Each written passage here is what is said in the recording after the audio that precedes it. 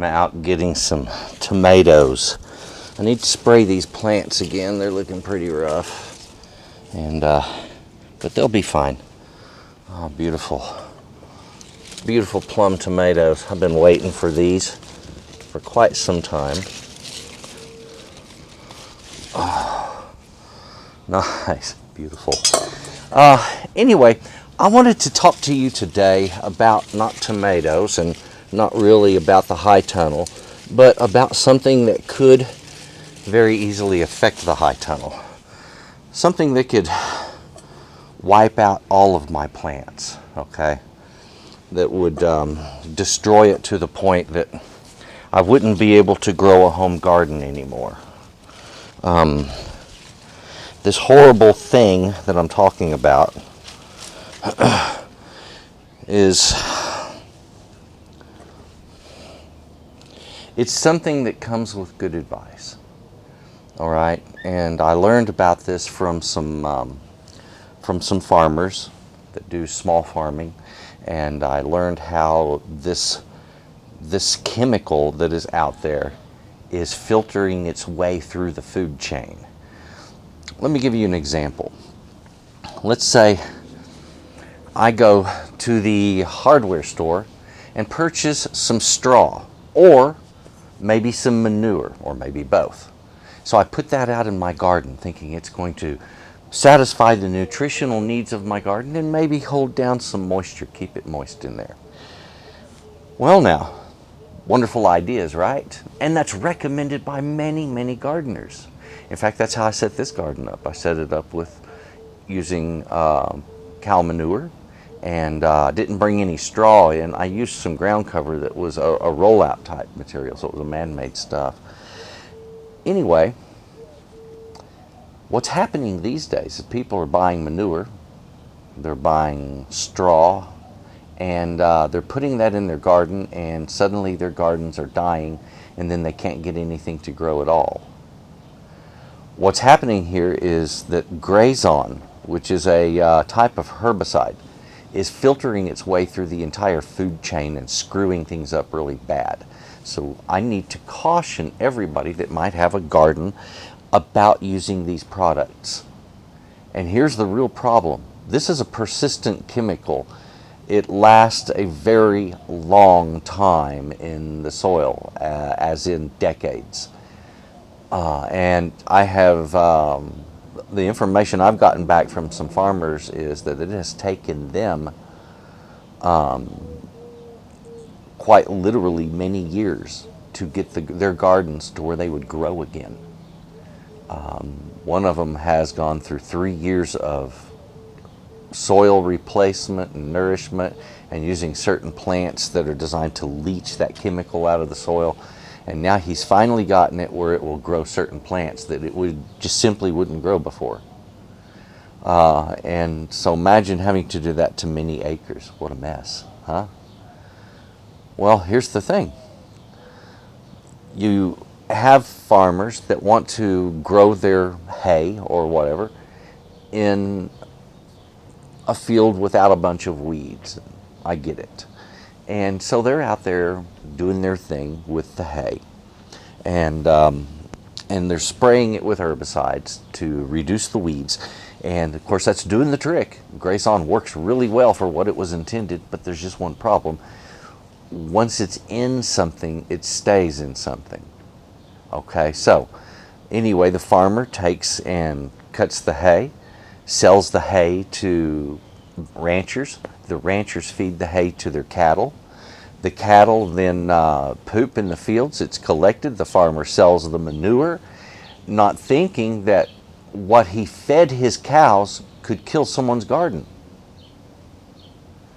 But it does, and it gets into gardens and it kills them. So, ladies and gentlemen, right now I'm going to do something I've never done before, and that is recommend you stick to chemical fertilizers for the time being. And if you need something to hold down moisture in your garden, that you either certify that it was Grazon free, or that you use something that's maybe, like a ground cover, something that'll hold in moisture that way. Pine bark maybe, I don't know. But one thing's for certain, you've got to be real careful right now. That chemical, while the farmers are liking it, the fact that it is persistent and that it is as damaging as it is means that they need to just leave it alone and not use it at all. Now 2,4-D, which is commonly used a lot as a herbicide, is it's persistent but not in the same way. It's like 30 days persistent, and then it dies back enough that you're ready to grow stuff again. And by the way, 2,4-D is in the Grazon mix, so don't get confused on that one. If you look at Grazon on the label, you will see 2,4-D is in there. But there's some other stuff, some stuff that they came up with that is just, it's not right, and it doesn't need to be used at all.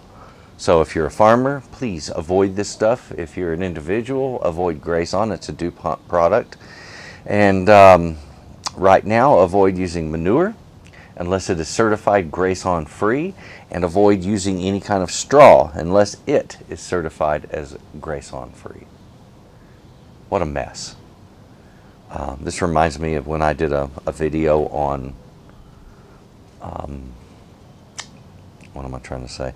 I did a video on how they're creating new vegetables, new fruits through, oh man, I'm just losing it here. Organic versus GMO, genetically modified organism. They're doing something different. You used to be, you would take the pollen from one plant and mix it to the stamen of another plant, and then the flower it produced, you would plant that, and then that would be a new kind of plant because you've crossbred two plants that are similar. All right, and that's how it was done in the past. That's rather natural. Mother Nature does that on her own. But they've started using, you know, pathogens, viruses, to insert genetic material into another plant. And in some cases, they're using the genetic material of animals or fish. That was how the first GMO tomato came out. It was called the Flavor Saver tomato. It was a real dud. And it was, they crossed it with some genes from the blowfish. Well, there's no way in nature that would normally mix, and it didn't belong in there, and it messed it up. So, things from a lab I don't like so much. However, right now, stick to your chemical fertilizers. Even though they're called a chemical fertilizer, the nitrogen in that is still just natural, okay? And avoid any sort of manures, because that stuff is filtering its way through all kinds of different food chain things. Before too long, you and I are going to have Grazon in us, and that doesn't make me happy. Okay, I'm going to go over and get some strawberries because I got a bunch of them that are ready.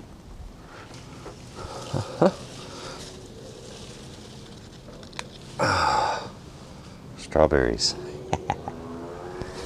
Oh man, you know, and this is one of the reasons I really wanted to do this. I love strawberries, I really do. And I wanted to have a full-on strawberry patch. And, well, guess what, folks? Strawberries. Hot dog.